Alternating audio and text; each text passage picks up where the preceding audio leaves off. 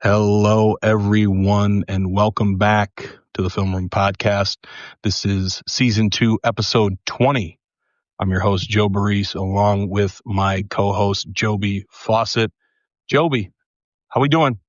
Well, Joe, I'm doing slightly better than you are, and for my sincere sympathy to you and all of the Green Bay Packers fans from Terrible. Pennsylvania, only because, Joe, I have been a victim of this myself as a long-standing Rams fan. In fact, earlier this season, you might recall the Rams blowing a 26-7 halftime lead to the now eliminated Philadelphia Eagles. Yes. I lost money on that game, Joby. So I do sympathize with your plight Right. of blowing what was easily a game dominated by the Packers for the better part of 3.5 quarters. Absolutely. Yeah, I'm sure we'll talk about that later, unfortunately, and we'll get to some other NFL playoffs. But I do congratulate you, Joby. The Rams, they tried to lose, as we had talked about, but they did get the victory and move on. So that's They do often put a strain on my heart. that's how it goes, man. It's tough. It's tough. But without further ado, let's go to our Times-Tribune Athlete of the Week, and we are joined by Cora Castellani of Valley View Basketball. Cora, how we doing? I'm good. How are you? Good, good. Hey, thanks so much for joining us. And just to let people know what Cora did last week, she totaled 51 points, 11 rebounds, 7 assists, 11 steals, and 3 blocks and 2 wins. That improved Valley View to 11-1. One of the wins was a 45-43 victory over Scranton Prep. It was the first time Valley View beat Scranton Prep since January 2004. And Cora had 23 points, 4 rebounds, 3 assists, 5 steals, and 2 blocks in that game, and then added 28.7 rebounds, 4 assists, 6 steals, and 1 block in a 59-35 win over Wallenpaupack. Oh, I need to take a deep breath after that. So, Cora, just looking at, obviously we're about midway-ish through the season, maybe a little more than that. What do you think of the way that you have played this season so far? I feel like I've been playing very confident and very smart this season just to help our team as a whole win games. But again, I think it's definitely a team. It's never I and team. I feel like it's pretty much the team, no matter what happens, offense and on defense, everything that comes, it's from the entire team. So, but yeah, I think me personally, I've been playing very smart and confident this season. Corey, you put a lot of time and effort into your basketball game. I know you've been involved in it from a very young age. Kind of tell me what drew you into this sport and how your relationship with your teammates at Valley View has developed throughout the years. Yeah, so I've been playing basketball since I couldn't even remember, honestly, but I've just always had the love for the sport, and I've just played it since I was little all the way up until my high school career right now. And playing with my team that I'm playing with right now, it's so amazing. I couldn't wish for a better team. We are friends and pretty much a family on and off the court, so that definitely helps during games, during practices. Never any drama, nothing like that. So I'm really grateful for the team that I have. Absolutely.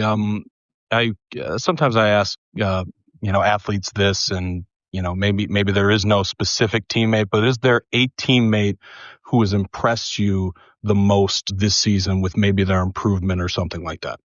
I think everybody definitely has improved in their own ways, but I do definitely want to give a shout out to Maddie Minnelli for her defense. Her defense has helped us a lot with our wins and our losses, honestly, throughout the season so far. So I definitely want to shout her out for her defense.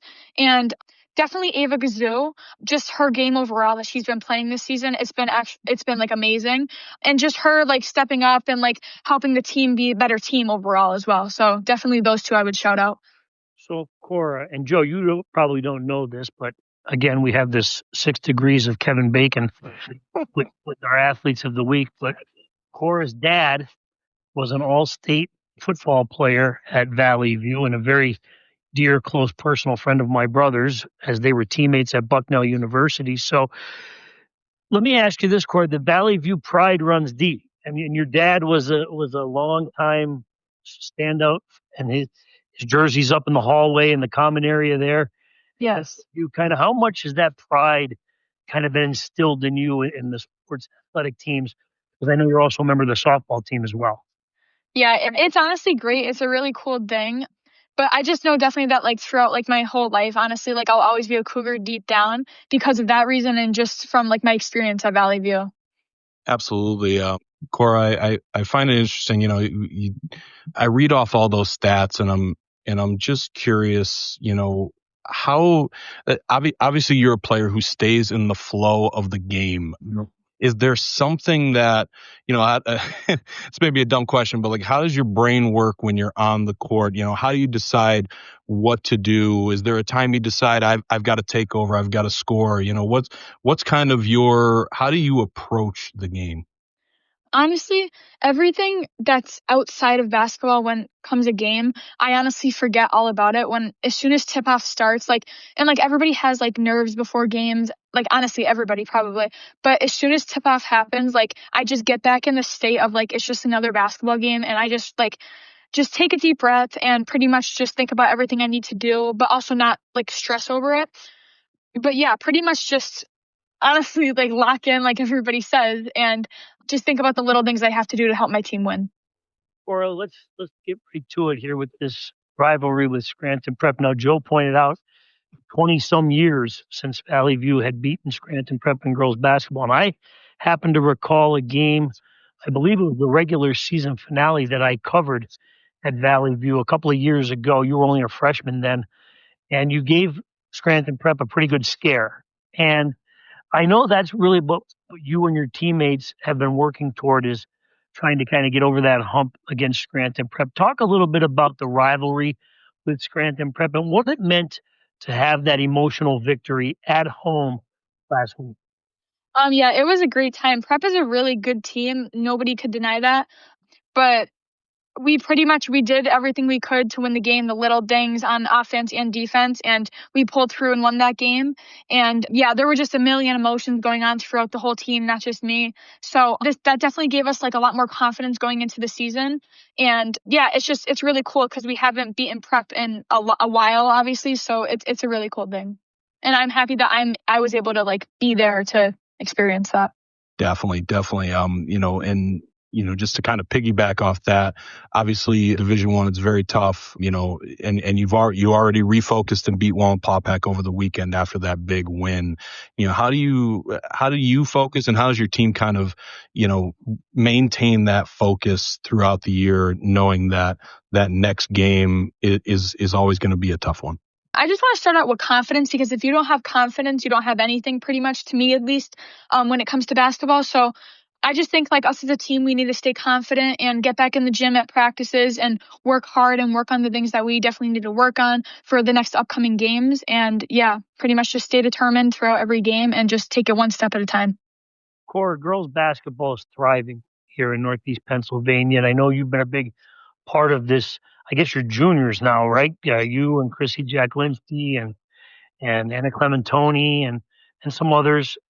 This has been a real kind of exciting time for girls basketball. I know you're friends with a lot of those girls, have done a lot of the AAU travel ball with those girls.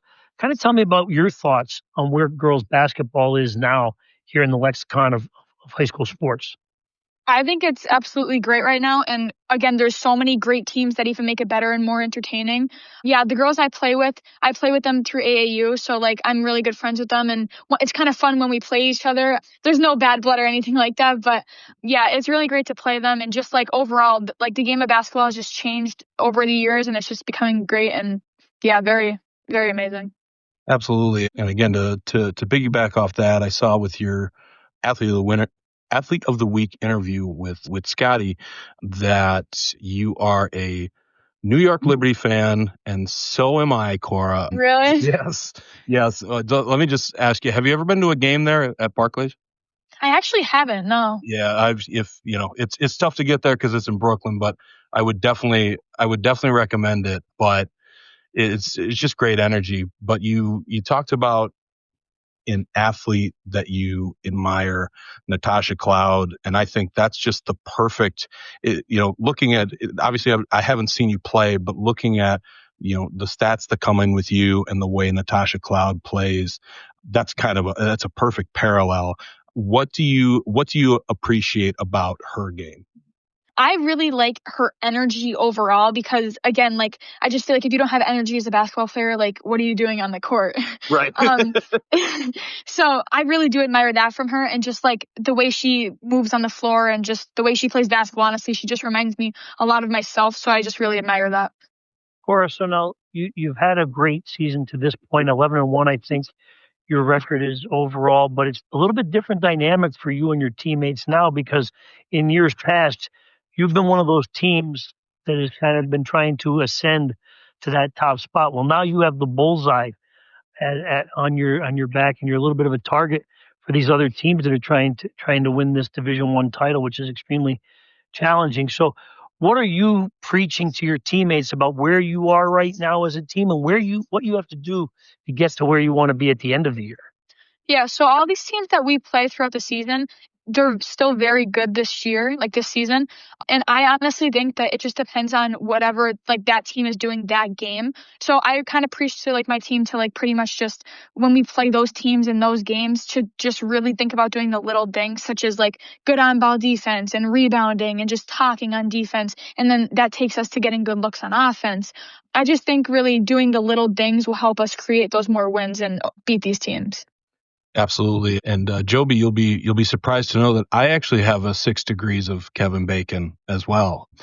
Cora's coach, obviously Rob Martin, was an assistant for Holy Cross when I played at Holy Cross. Tell me, Cora, what is it like playing for Rob Martin? And don't be afraid to bash him.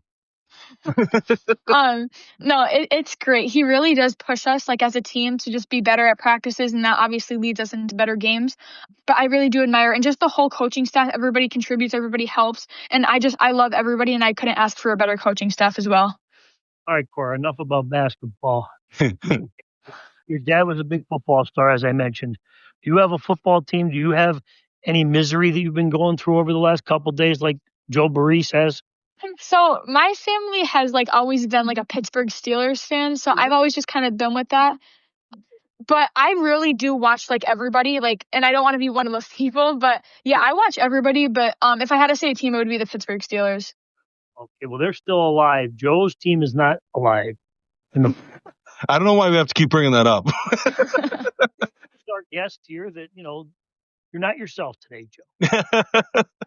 Hey, listen, you always got to be day to day, take it one day at a time. Well, we are recording this on a Monday afternoon, Joe. So the Steelers have not played yet, of course. So you and your family, you'll know that we'll be watching the Steelers in action tonight. Yeah, absolutely. Cora, I want to ask you, and maybe there is no significance to it, but you're number 34. Is there any significance to that number for you? Yeah, it's from when my dad played football. Yeah. Oh, nice. Oh, that's yeah, because that was his number when he played. So it's just I've just always been carrying that on. Absolutely, that's great. That's great. Like we were on Jeopardy, Joe. I could have answered that. That's true.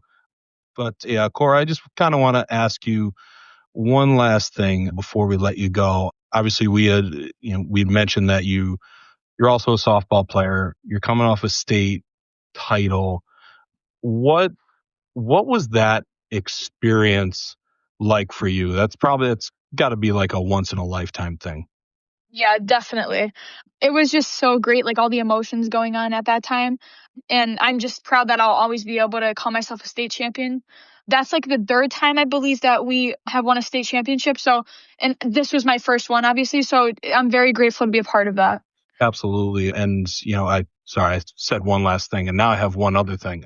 When you're obviously basketball and softball are back-to-back seasons, what is it like transitioning from one to the other? Is it difficult at all? I wouldn't say it's difficult. I mean, I do go right from basketball to softball the next day to like practice. So like, yeah, but it definitely like playing both of the sports, it does keep me in shape. And then it honestly just by being in shape and like taking care of myself pretty much throughout whatever season I'm in, it helps me into the next sport. Absolutely. Joby, you got anything else for Cora? Well, I want to say congratulations to Cora, as I do for all of our athletes of the week. You really have had a fantastic season, and you've had some really good weeks, but this was certainly one that stood out overall, and I want to congratulate you for finally being named an Athlete of the Week and wish you the best of luck and continued success in that very competitive Lackawanna Division I.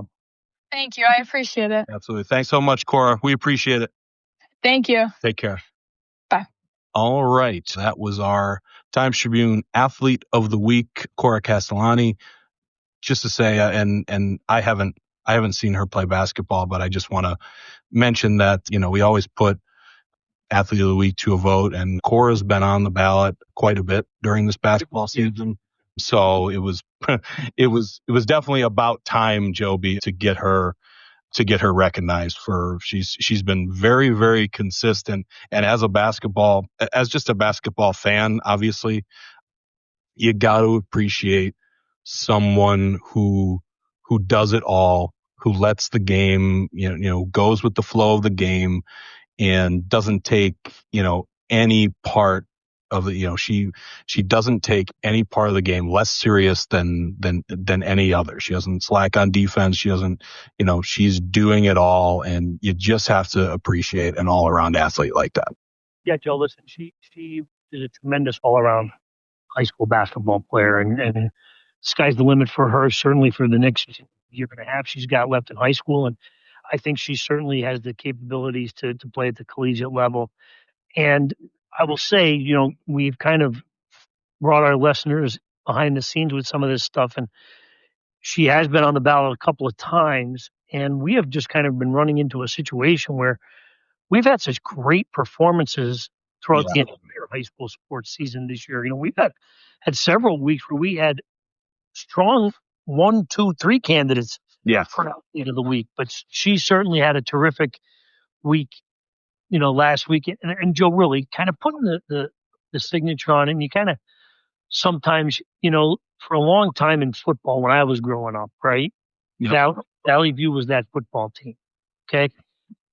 Your entire off season or the week leading up to the Valley View game, you were really, really determined to try to beat Valley View, because that was the program under Coach Frank Pizzaia that was the standard bearer, right? Right. It was almost like in the old days, in the 70s and the early 90s, when everybody was kind of going after the Dallas Cowboys or the Pittsburgh Steelers, right? So that's what Valley View's football program was like growing up as an athlete here in Northeast Pennsylvania. In girls basketball, that has really been Scranton Prep, okay? Right. Prep has played in a state championship game. Dunmore, of course, would be right there with Scranton Prep, but in the big school division, Scranton Prep has been that, I think, 7 or 8 division titles in a row at the division level. So that signature win for Valley View over Scranton Prep really put Cora over the top for an Athlete of the Week, and that whole team deserved the recognition as well, and we'll share in it, I'm sure, because of that performance and that victory over Scranton Prep. Absolutely. And, like you said, there were a bunch of great performances last week, as there are every week. There was, you were at one of the games where, Packy Doherty had a really nice week. You win, and we'll get to the Dunmore-Riverside boys basketball battle. And, we had some great wrestling performances last week, which I'll get to, but yeah, it's it's tough. It's tough every week, Joby. That's there's just the great individual performances, but absolutely congratulations to Cora. She absolutely deserved it. She's been there. She's been on the ballot, so congratulations to her. I'm glad that she gets that recognition. Joby, we did have some other basketball last week, and I'd kind of like you to talk about it. You saw a few really good games. Wherever you want to start is good with me. Well, Joe, the Dunmore-Riverside game, first of all, I want to thank Riverside Athletic Director Dan Digwood and Superintendent Paul Brennan. They're always very, very accommodating for me. It looked pretty packed there, Joby. Yeah, I mean, it was sold out, during the JV game. They couldn't not let anybody else into the building.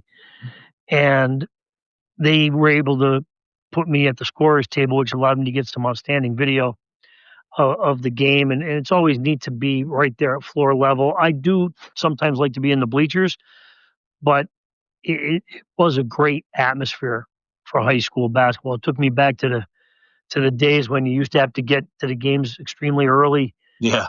Seat and the energy in the gym was outstanding. The student sections for both schools were extremely loud and supportive of their teams. And the play on the court, Joe, which again, the main attraction is always the game. Okay. Sure. All that other stuff is window dressing, and it's always nice to be a part of the game, but the actual reason that everyone comes to the game is to watch the varsity game, right? And so I thought the play, the intensity, the physicality, the ability to convert in big spots from both teams was incredible. Dunmore played fantastic basketball, Joe, and I didn't expect them not to. This is a community, as we know, that takes its sports extremely, extremely seriously. Yep. And Coach Mark Finan, who I've known a very long time, 20 plus years, and he has always brought out the best in his teams, especially when he's got an extremely talented team like he has this year.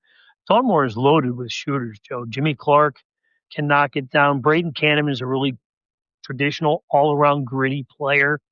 Carter Slode, who had 11 points in the game, he's their big-time scoring player, but he's real athletic at both ends of the floor. Nate Aviles, who's in his fourth year as a starter, he had double figures in the game. And I think that's really what it came down to, Joe, because you had the two fantastic performances out of Braden Rose and Nico Antonacci, which we knew you were going to get in a game of that magnitude. Braden scored 31 and Nico had 28. And the balance that Dunmore had really came to the forefront, okay? You had four players in double figures for Dunmore, kept attacking from different angles, and different players, made big plays. And the one thing that Dunmore should be really giving a lot of credit for, Joe, the Bucks never really allowed Riverside to make a really lengthy run at them, which basketball is a game of runs. Certainly. And that will certainly be part of my next description of the game I covered on Friday. And I thought Dunmore did a good job of, even when the pendulum tried to start swinging in Riverside's favor, Dunmore never lost sight of where it was or never got too far out of the game, and really responded with an even stronger performance and seized the advantage, the momentum, and eventually coming up with the big road victory. But, Joe, these teams in Division II, they're going to be in this round robin now, right? Yeah. You've got Dunmore still has to play Old Forge later on in the year. Riverside is playing Old Forge on Tuesday night this week.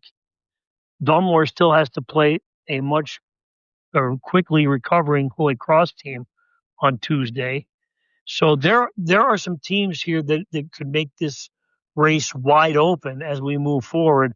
But this win for Dunmore certainly shook up the dynamic of you're a game up. So right. Everybody else is kind of chasing you at this point, but there is a lot of basketball left to be played in Division II, to say the least. Absolutely. Joby, how's that Dunmore student section? Is it still really good? Yeah, but there was a little bit of tension, I would say. I'm sure. But yeah, it was an exciting game, and it was Joe, I will be honest with you, I haven't been in that setting in quite some time for such an early game in the regular season. Yeah. You have to remember, Nico Antonacci and Braden Rose are going to command large audiences. Yes. Wherever Riverside plays. Yep.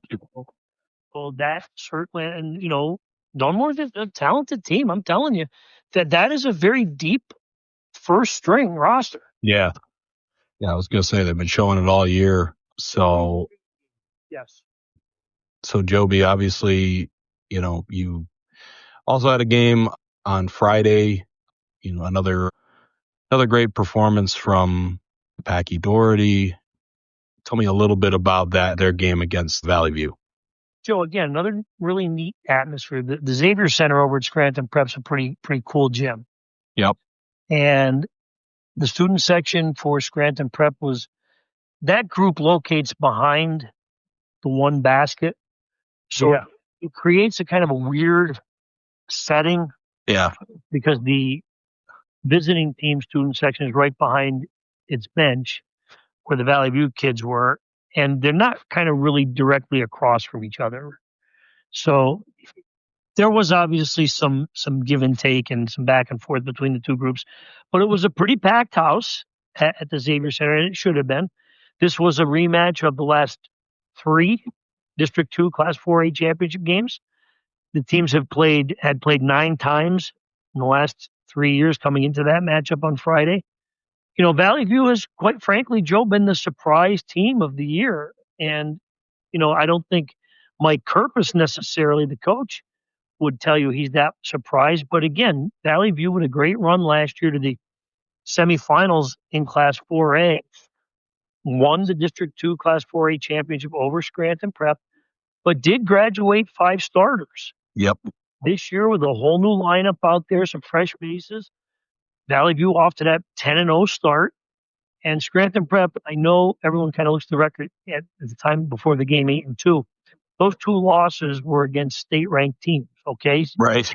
In larger classifications. So Scranton Prep, an extremely strong team, a team that beat Dunmore at the Light Memorial Basketball Tournament. And this game you're going to look at the score, and I believe it ended up being a 13-point spread. Yep.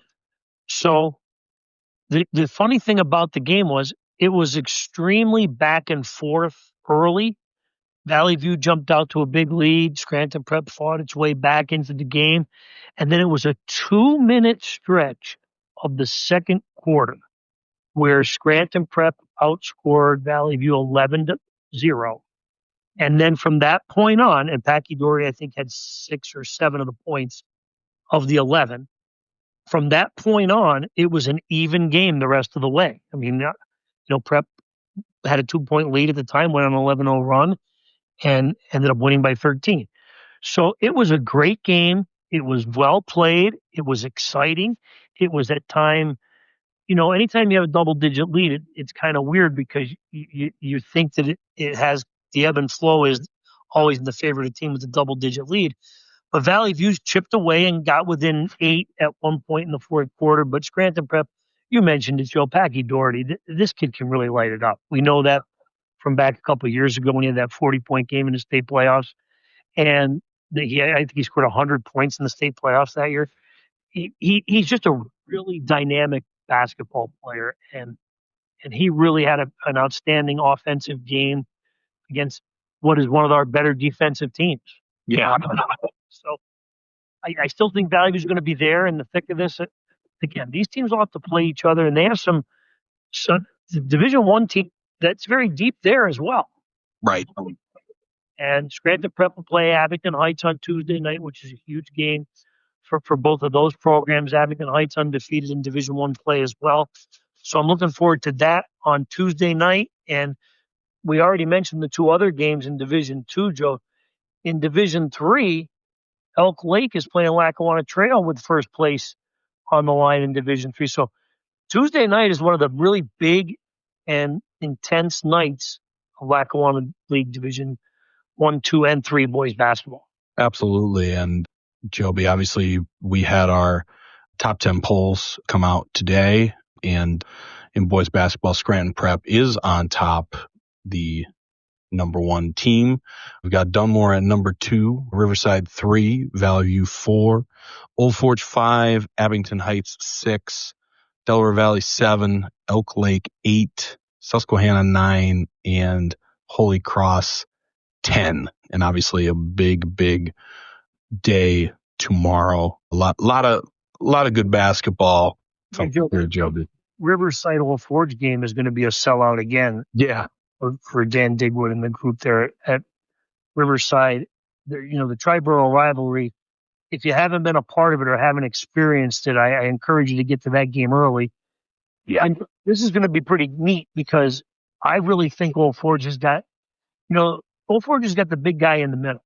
Logan Fanning. Now, he was out sick on Friday, but he is a kid with his size and his athleticism who can really change a game. And yes, Riverside has the two really big scorers, and they have some other players who can make some shots and knock things down as well. Old Forge has got some really good scorers on the perimeter. Cameron Parker's an outstanding shooter. He can also drive and get to the basket. Cameron Krasnowski's a sharpshooter from beyond the three-point line. Ryan DeMarco is really the point guard that makes this thing go.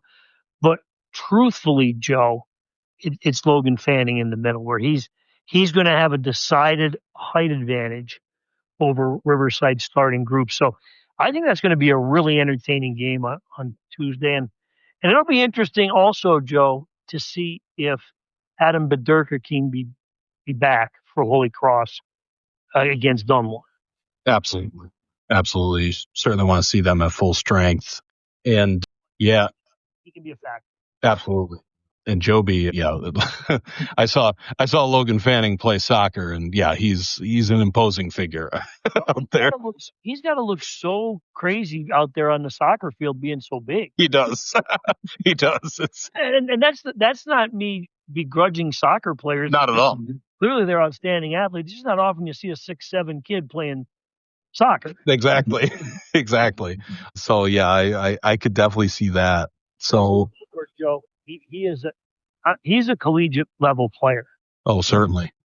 I hear you. So let's go over the girls' top 10 quickly. Obviously, Valley View is at number 1, North Pocono number 2, Abington Heights 3, Scranton Prep 4, Dunmore and Scranton tied for 5th, Honesdale is 7th, Delaware Valley is 8th, Mountain View 9, and Riverside is 10. Now, obviously, we're recording this Monday afternoon. It's literally 3:38 right now. There's some very good girls basketball tonight, Joby. We've got Abington Heights and Scranton Prep. It's a 3 versus 4 matchup. As we just got off here with Cora Castellani, and they're facing Valley View's facing Delaware Valley. We've got, you mentioned the tribal rivalry. That's stretches to girls as well. We got Riverside at Old Forge tonight. I know we're going to have a big matchup coming, I believe, on Thursday. And there's Honesdale, Dunmore. Both teams right now, I believe, are undefeated in Division 2. So yeah, we've got a lot of good girls basketball coming your way as well. I just feel like every time there's a basketball night, Joby, tune in. It's going to be good the rest of the way. Yeah, Joe, you mentioned Valley View and Delaware Valley. Delaware Valley having one of its best girls basketball seasons, I would say, in the last decade or more. Yeah. Yep. Okay, so that's a team that, you don't necessarily look to be a contender in Division 1, but certainly this year the Lady Warriors have proven to be a contender. They're ranked in the top 10, as you mentioned, Joe. Again, Dunmore, right? Dunmore and Honesdale in that Division 2. That's going to be later on this week, but I think both teams need to keep their eyes on tonight. I'd say, there's some tough ones on Monday night, and if they do get to that point, okay, and I believe I have the math correct on this, Joe. If Dunmore wins Monday night, it'll be their 99th straight. I think that's correct. Yeah. And then Honesdale, if it wins tonight, those two teams will go in undefeated into that matchup. And I think, correct me if I'm wrong, the last time Honesdale and Dunmore played last year, Honesdale took Dunmore to overtime. Yeah. So the teams are different, obviously, this year, but certainly it'll be interesting to see if Dunmore can wrap up and get a 100th straight win in league play, which is an incredible number. Absolutely, Joby. And anything else to say about basketball before I switch gears to the mats? No, Joe, I think we covered it. Certainly, Valley View being number 1 is a big thing for the girls basketball, but that division is going to be extremely challenging the rest of the way. And I know North Pocono also had a win over Scranton Prep last week, Joe, so we don't want to kind of only focus on Valley View's win. That was a monstrous victory for North Pocono, and to nobody's surprise, with Coach Joe Ferguson at the helm and back on the sideline, North Pocono has really the best defense in Lackawanna Division I. I think the Lady Trojans held Scranton Prep to 34 points. Right. And Scranton Prep has scored 34 points in most first halves. Right. Okay? Right. So that's a tremendous basketball team there out of North Pocono. So good basketball yet to be played. And remember, Joe, you know this because you played at Holy Cross. Everybody gets to play each other within the division twice. So yes, these games we've talked about here tonight on the podcast, all very significant, all very impactful to the big picture, but they'll all get rematches later on in the season. Absolutely, Joby. Now to shift gears to wrestling. Joby, I was able to get out and cover a few matches last week. I'm going to start with Abington Heights at West Scranton. This is a match going into it. You know that Abington Heights is favored to win it, but I was very curious to see them wrestle in a dual meet for the first time this year. I did see them at the Lackawanna League Championships, and they performed very well. But in this dual setting, I was just very, very curious how they would come out against this West Scranton team, and they came out with a lot of. They weren't messing around on Wednesday night. They wrestled great from top to bottom. You could tell that Coach Greg Teoni had them ready to go. And, I just want to, my favorite part of this, and, you have some, there's some great little moments when covering high school sports. I know you know this, but, talking to Bragan Paulus after this match, and he had a match where, he's down 2-1 in the third period, is able to get a takedown and then fight for a pin. Obviously, those bonus points are just very important. And, Bragan Paulus is not, I just want to read his quote real quick, because I just thought this was such a great quote, from a teenager. He said, honestly, the reason that match ended the way it was, that way, was really my coach looking at me and saying to me, this is where you show your heart. This is where you need to show heart. He also added, I'm not the best kid on the team, and I find that my part on this team is showing leadership and giving my all when I need to give my all. And that was a moment I was like, it's now or never. I just loved that quote. Again, from a teenager, showing so much maturity to be like, you know what, maybe I'm not a star of this team, but I play a role, and I know my role, and I'm going to go out there and give it my all. And I just loved it. And he did.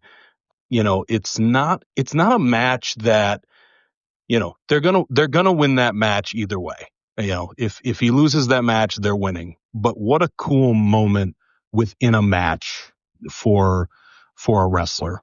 And, that was kind of the epitome of what Abington Heights kind of showed that night. We knew going into it that,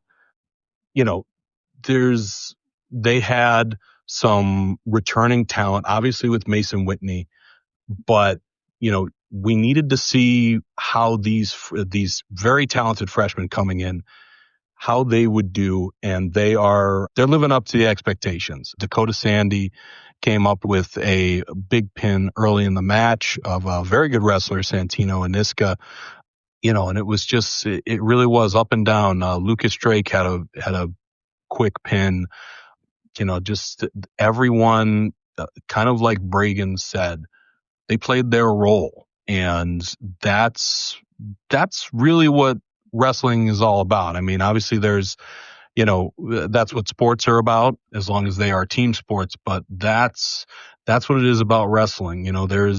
There are moments where you go in there and your goal is just don't allow the other wrestler to build bonus points. Stay in the match, do your part. And really what Bragan said just really, embodied not only, the mentality and the heart of a wrestler, but also, what Abington Heights brought to that night. And it's going to be interesting to see this week, Wednesday, they will face Wallenpaupack at Wallenpaupack. And that's pretty much going to decide the Division I title. I'm not sure which way that one's going to go. It's just going to be a really good match. Wallenpaupack has a lot of good returners, and it's just going to be a very good match. And we'll see how it goes. But Joby, I don't know, isn't it? I don't want to sound cheesy, but just isn't it great to get those little moments when you go out and cover events like that? Oh, John, I think these young athletes are really, really savvy. Yes. They understand. Sometimes you take for granted that they know what their rules are, no matter what the sport. Now, I will say this, Joe, before we get too far off the rails. Abington Heights-West Scranton wrestling, that is the equivalent, I would say, Scranton Prep Valley View football or Scranton Prep Valley View basketball. Yep. I mean, that's an intense rivalry. Those are two of the more successful programs of all time here in the Lackawanna League. I can remember back when I was in high school that was always an intense dual match. So it was nice that you were able to take that one in. And a match like that will bring out the feelings of a young athlete like that who did his part. Exactly. You hit the nail on the head, Joby. And it was packed. I got there early. It was packed. There were it was cool. They got to do a few girls matches as well. Those are two programs. Obviously, Abington Heights just started this season with their girls program, and West has had, a few girls wrestlers here and there over the last few years. So it was great to see them get a chance on the mat as kind of an undercard for the main event. And I just want to say also, sticking with that, we had some pretty impressive performances over the weekend individually at some individual tournaments. Abington Heights' Hayden Manning, a freshman, went 4-0, beat 3 state-ranked wrestlers, according to PA Power Wrestling, en route to the 155-pound title, the Souderton Big Red Girls Invitational. Joe, I don't mean to interrupt you, but that may indicate she'll be state ranked. I was going to say, yeah, she is in the top 25. I believe she's 19, but everyone she beat in front of her was ranked ahead of her. So she's, like you just said, she'll be rising up the ranks again, freshman. So what a fantastic weekend. These tournaments are tough, and it really prepares you for the postseason. And clearly Hayden is not shying away at all as a freshman. Obviously, these wrestlers, they come up through junior high, so they have that tournament experience. But wow, what a weekend for Hayden, and just that's just huge as we get into next month we'll be in the postseason. So that's just big for her. Also, Lackawanna Trails Sydney Schaefer, she's been, I believe we mentioned her on the show, she's been wrestling against boys. She's a freshman at Lackawanna Trail wrestling boys, and now she had the opportunity to go to a girls event in New York, and she just absolutely dominated. 4 first period pins en route to the 100-pound title at the Southern Tier Memorial. She's an excellent wrestler. She's ranked second in the state according to PA Power Wrestling, and I'm sure she would be ranked in PAWrestling.com's state rankings as well. But she's wrestling boys, so it's kind of a little difficult there. But what a weekend for those two girls, those 2 freshman girls. And you're seeing this, Joby, the girls wrestling, they're getting involved earlier, and you're seeing these freshmen come up, and they're just wrestling excellent already, and just great futures ahead for them. Yeah, it's nice that the state sanctions the girls wrestling in the state now, and a lot of our teams here in our area were at the forefront of getting the state to do that. So Yeah, we have some outstanding talent. There's no question about that. Yeah, exactly. And I was able to also get out to Western Wayne Honesdale girls dual meet on Friday. Not a lot of matches, but as you had mentioned, Western Wayne was the 11th team in Pennsylvania to form a girls team back in 2021. And Honesdale, I believe, was the 22nd team in Pennsylvania to form a team. So they're still going. Western Wayne has some good talent. Mia Gifford, obviously she's been excellent since she joined the varsity team as a sophomore.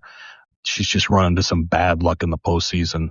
Suffered a concussion as a sophomore and a torn ACL as a junior, and actually wrestled through it to try to get to states and lost by just a point. So if she could just stay healthy, I hope she stays healthy. And I'd love to see her, get a run and finally get to states. I was able to see the Wargo sisters as well, Addison and Reagan, both in their second season of wrestling, and they're bringing a lot to that Western Wayne team. And obviously Caitlin Nunez went against Sage Olver, who's one of the best wrestlers in the state and has been. So Caitlin did lose that match, but that's a wrestler that's been there since the beginning, since Western Wayne formed a team. So that's great to see her continue on and continue to be a leader for that team. And as I had mentioned, Sage Olver just continuing to wrestle great. Also coming back from injury last year, although she battled through her injury and finished 8th in the state. I don't know how you do that with torn labrum, but she did. And so she's wrestling great again. She's the first District 2 girls wrestler to reach 100 wins, and she got her 101st on Friday. So yeah, it's been great all around. Also, as I had mentioned, Mason Whitney, he finished 3rd at the Midwinter Mayhem tournament at Indiana University of Pennsylvania. That's a great tournament, a lot of great talent, and to finish 3rd is really impressive. The only match he lost was 1-0 to a kid who's ranked 2nd in the state in Class 2A. So great tournament for him as well. Yeah, like you mentioned at the top of the show, Joby, a lot of great performances last week. Yes, outstanding. And really, Joe, the wrestlers put on quite a show for you in the matches that you were at live, and a great job by you covering all the great matches. Thank you, and great job. Not to pat both of us on the back, but you've been doing a great job, Joby. I meant to say that when you were talking about your basketball. You got some great video from that Dunmore-Riverside game. Again, that's a credit to Danny Digwood. They got me courtside. There you go. Yeah, it was funny. Me and my dad were obviously at the Penn State-Michigan basketball game, but we were following along. So you did a great job keeping us up to date as well. Joby, is there anything else you want to touch on before we talk a little? I think we got to talk a little NFL. No, I'm good, Joe. I'm ready to go for the NFL. Again, sorry that the Packers aren't going to be part of it. And they kind of stumbled to the finish line, and I've been there. Right? Any NFL fan will tell you they've been there. Yep. So, especially, it's always heartbreaking, too, when they play so well for so long in the game. Yeah, it's as a fan, you just kind of want to be like, why didn't you just lose by 30? Like, it's fine. It's the fact that they went up by 18 points and then just slowly let it, go away. It was brutal, and I don't want to make this a Packers thing, but yeah, no, it was brutal. And boy, that would have been a brutal loss for the Rams too, if they let that one slip away. That's what I was going to point out, Joe, where the Rams had played so well early on. In fact, were on the cusp of making it 24-7. Yep. And the roof caved in. And I said, the NFL is getting what it wants. So far, every game has been pretty competitive and close and down to the wire, with the exception, of course, last night with the New England Patriots really thumping the Los Angeles Chargers. Yeah. As far as I'm concerned. And I'm not overly critical of NFL teams that make the playoffs, but that was a a pretty sad performance by the Chargers. But yeah, I think, the NFL wants these games to be tight. They wants them to be close, wants them to come down to the final minute, so you're glued to your television. And Yep. I, as a Rams fan, was lucky enough to have my team come out with a victory. You are the other end of it, where your team had a big lead and squandered it late, and then Matt LaFleur forgot you can keep the clock running if you run the ball. That's Joby. So that's what I want to ask you as you played football. I'm sure every situation, maybe this is a dumb question because I'm sure every situation is different. Every game is different. When you're a team that's up 21-3 and you lose that game, like what's the first thing you turn to? Should I want them to fire Matt LaFleur, or like what do you turn to? No, you turn to hoping that the off season will bring the missing pieces that you need so you don't finish the season on a 4-game losing streak. True. No, really. I mean, look at the Rams a couple of years ago, did the exact same thing, and then the sky was falling.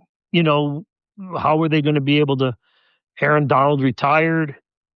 Where are they going to get the money, because they had allocated so much of their budget to Matt Stafford, and for a year we didn't have a frontline offensive lineman.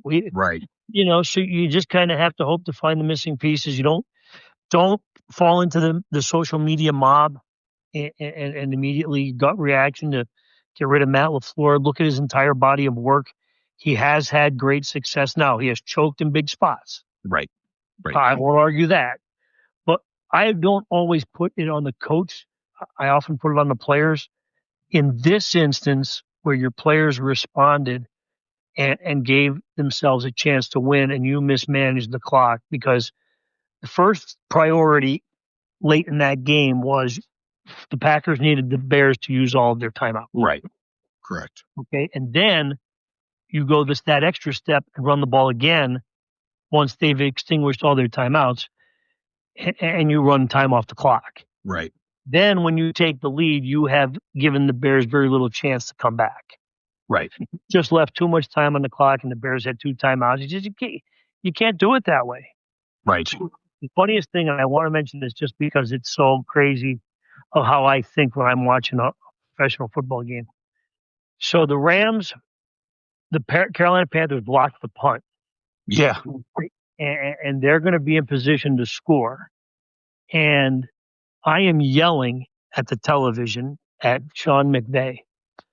He's at the top of my lungs. Let them score. Yeah. Let them score. And, conventional wisdom is you're trying to root for your defense to stop them. Yep. And I said, here's the reason I say that is the Rams can't do anything without the ball. Right. You need the ball. And if Carolina has the ball and it continues to run the clock and it forces the Rams to extinguish all their timeouts, they're not going to have enough time to come back. Right. And they were going to need a touchdown. It wasn't like they were going to need a field goal. They were going to need a touchdown. Right. So I said, you have to let them score. Right. You had to. And, of course, Carolina scored on the next play. Yeah. See that? It left too much time on the clock. Yep. And the Bills were faced with a similar thing. Yeah. Yesterday, I thought the Bills could have taken a knee, actually. They should have. Yeah. And then the tush push that, McDermott wants banished. So, but Joe, again, I sympathize with you. I'm sorry it has to be this way, but now the Rams have to play the Bears. And anytime you go into a game where it appears that the team is wearing Cinderella's shoe, it worries me. So it's not great. No, but I do also feel bad for Philadelphia Eagles fans, and I don't often do that. Yes, Joe, it was agonizing watching that offense in the second half. It was. I mean, you've got, oh my goodness, there were so many plays. I mean, frankly, AJ Brown didn't come to play. There were so many balls that hit him in the hand, and he didn't catch it. I mean, I don't know what you're supposed to do as Jalen Hurts. I know that, people, kind of bash him as well, but I don't know. It just seemed like his only option was Dallas Goedert, which is probably why he threw into triple coverage on that last play.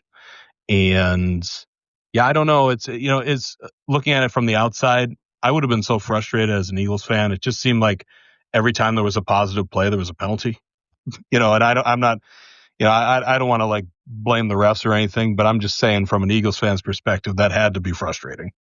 Yeah, and Vic Fangio's defense did a great job, but really kind of just ran out of gas on the last drive. Couldn't come up with a big stop, and the 49ers took the lead. But to that, again, the 49ers scored early and left a lot of time on the clock. Yeah.